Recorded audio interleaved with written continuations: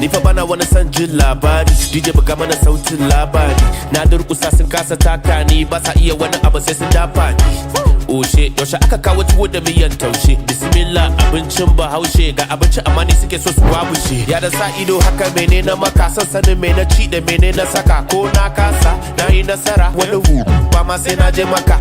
Ba abin da za ku iya sai sa ido. Ni dai living nake la vida no. Ku ci gaba to da saka min ido.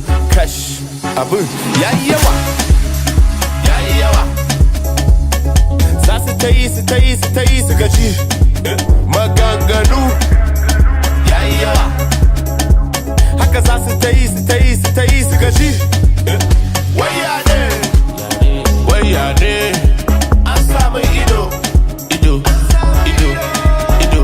Waya ne, waya ne. Kun samu ido, ido, ido, ido.